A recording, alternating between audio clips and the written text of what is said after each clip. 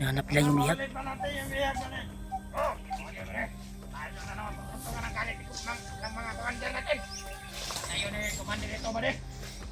Inutusan sila ng commander nila. Pinahanap yung bihag.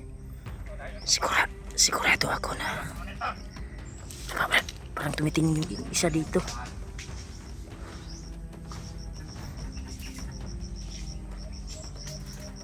Hinahanap nilang bihag talaga.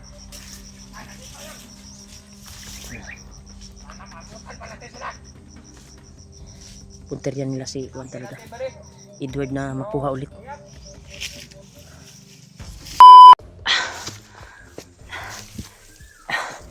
Yan tol.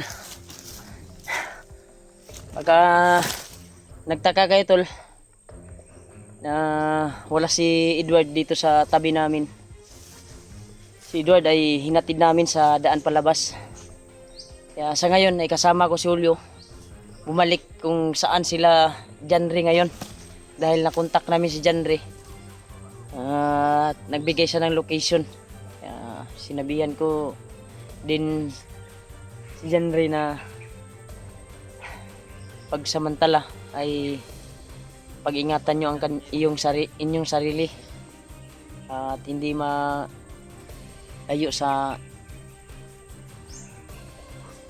malayo kay Julius dahil palagi nilang sinusundan daw si Julius ngayon. Kaya sa ngayon ay doon kami patungo tol.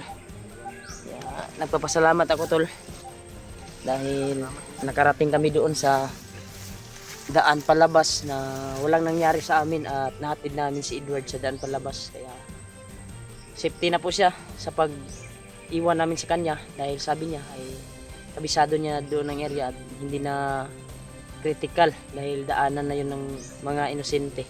Kaya siya na lang daw bahalang uwi. May nagabot naman ng mga may nagbigay sa akin na sa Gcash at binigyan na lang namin para may plate. Kaya sa ngayon ay ito, patuloy kami ni Julio. Patuloy kami sa paghanap sa mga kasamahan namin. Bumalik kami dito sa area kung saan namin matatagpuan sila Janry. At yung kasama namin na kailangan tulungan si Julius.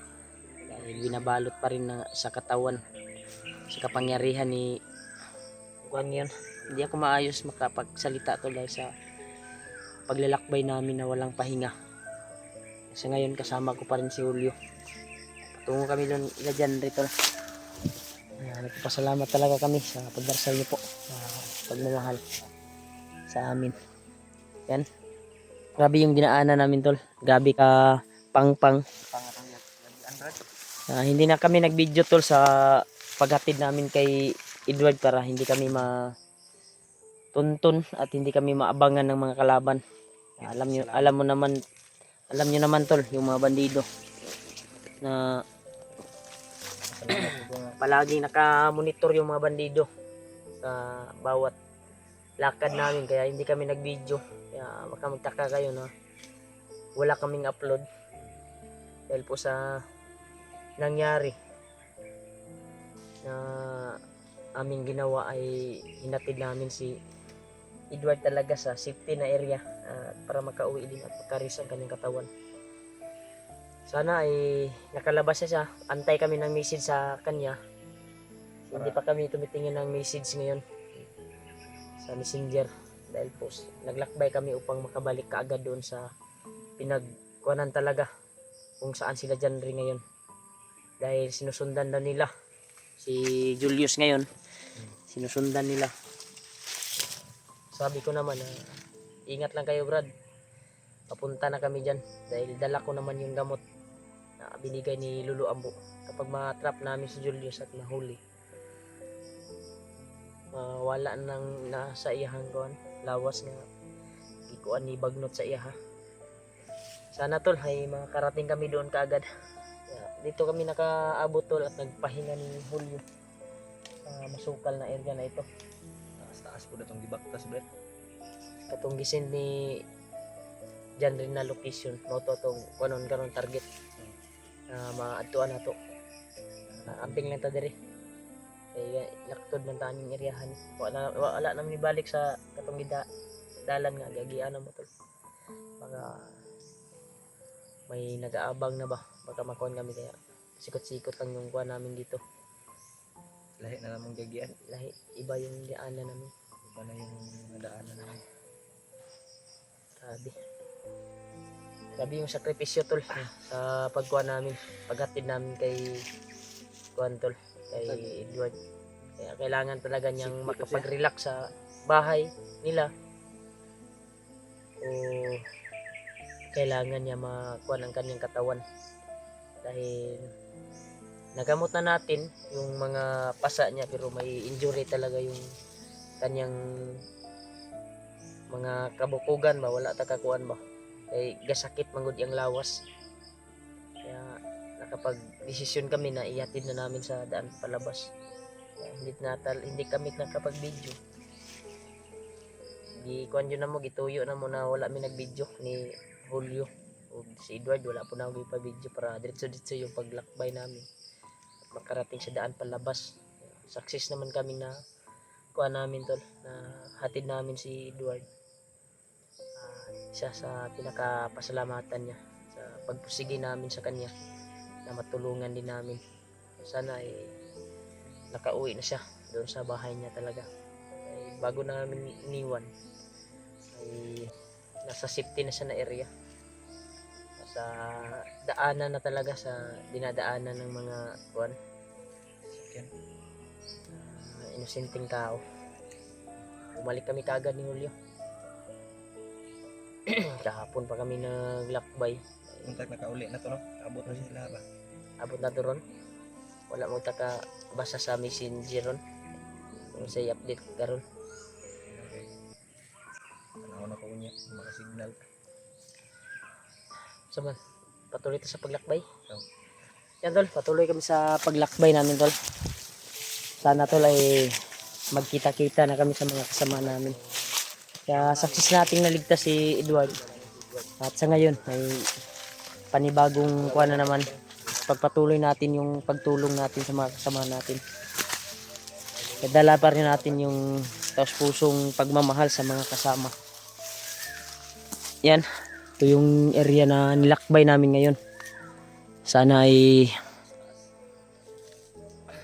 share nyo itong video namin tol. Nag-video kami ngayon para may i-upload din kami kapag may signal kami. At makapagkuhan kami. Hanap ng kuhan talaga. Maraming salamat talaga tol sa walang sawang suporta. Walang sawang panonood niyo po sa bawat video namin. Asa mo ng area brad. Sundon ra taning dalan nga atong ilang na may dalan diri brad nga agian sa mga kuan brad. Alerto lang jud ta diri kay ito ni ka kumpiyansa ning dalanan ni. Wa ta ka sure ari dalanan ni brad. Ha?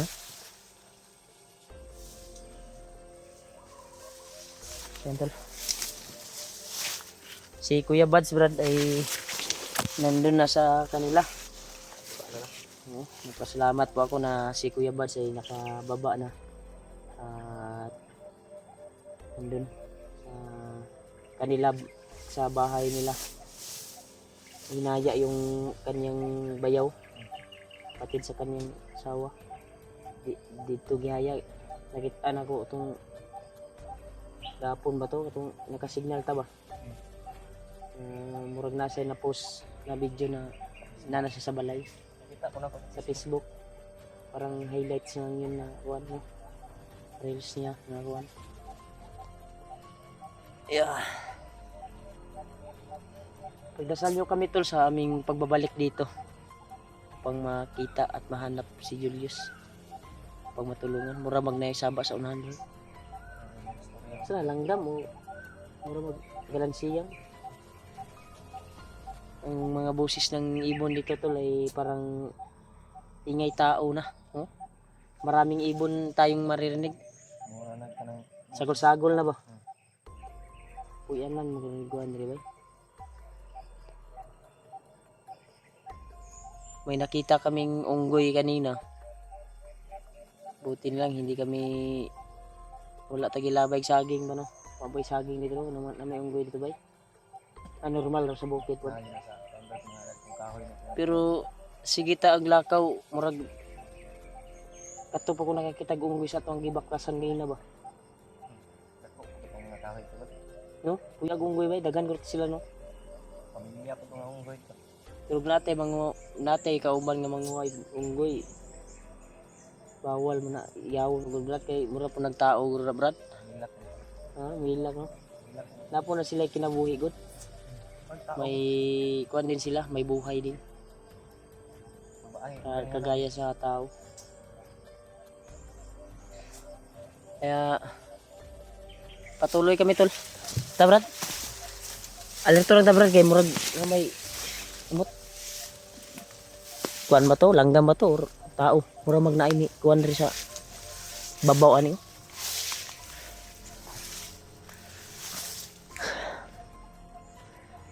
Pag may makita tayo mga bandido, kuan tayo. Huwag mo lang barilin ha. Kuan lang. Silent lang gagawin natin. Ang importante, makakuha tayo ng mga impormasyon na kailangan natin makuha. Sana tayo yung maunang makabantay sa kalaban para malukit natin kung saan yung commander nila na tinatawag nila ngayon na bagong commander na nag-trader dati. Alam ko po si Julius yung tinutukoy nila to.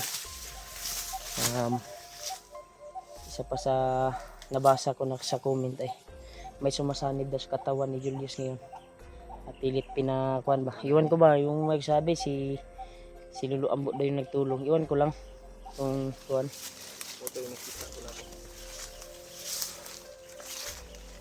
Sinsya na po kayo to sa mga nag-share ng video din. Minsan na kami makapag-open talaga ng kuan. Kapag may signal. Sinsya na po kayo na hindi namin nasundan yung upload namin dahil po sa paghatid talaga kay Edward na masipti ang kanyang buhay.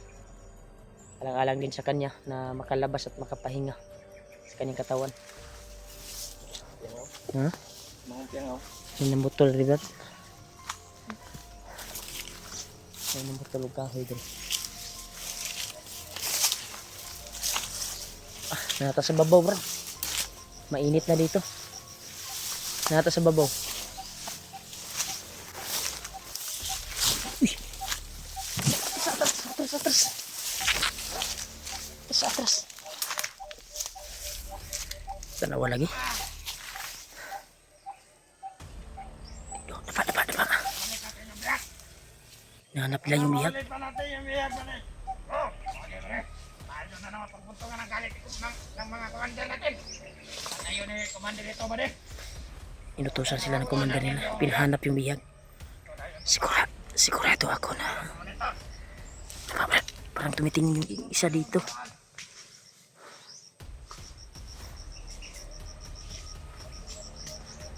Hinahanap nilang bihag talaga.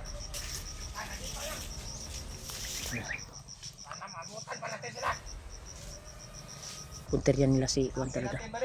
Edward na makuha ulit. Lakbay sila.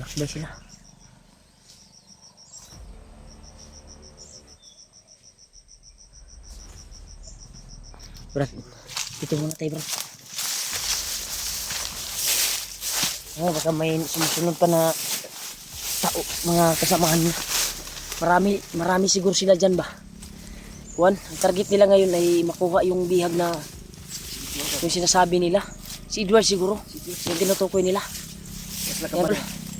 Hinahanap nila si Juan tol. Yung bihag daw na niligtas ng hunter. Wala sila ka monitor sa video. Kaya wala sila kita sa video. Wala man video po. Wala kita na video. Mo siguro na target. Kuan sila sa ilang commander. Isisi sila. Sila yung sinisi tol. Ay kalalagyan sila sa kanilang commander ngayon. ang narinig namin ay impormasyon na patuloy nilang hinahanap yung bihag daw na nakatakas. Niligtas daw ng hunter. Si Edward yung tinutukoy nila, Brad. Walang iba. Walang iba, si Edward talaga. Kaya alerto tayo, Brad. Brad, no? Nahanap yung naabot, no? Nahanap yung naabot. Brad, dili lang ta mo agi diya dyan sa tunga, Brad. Alam ta. Ana ta kilit. Dili lang ta sa kuno kay na.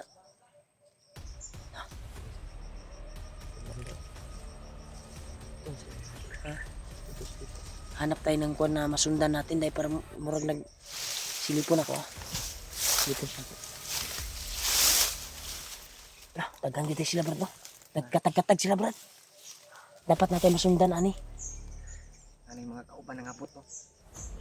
Or dirita, iwas ta. Iwas ta dito. Yan, tol. Mas maganda, tol, na hindi kami dadaan doon sa pinagplanuhan namin ni Julio na doon dadaan. Dito siguro tayo sa kabila dadaan, Brad. Dahil dyan sila dumadaan.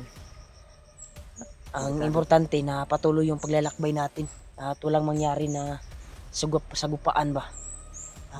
Tuloy-tuloy yung lakad natin patungo ila Janre at Jojo. Kaya, tol, pag-pray nyo po kami, tol, sa aming paglalakbay ngayon na walang mangyaring kuwantor sagupaan. Dahil ang target talaga namin ay makakuan doon. Matagpuan namin sila. Nagan sila, Brad. Dirita, Brad. Brad, ay, dirita. Dili.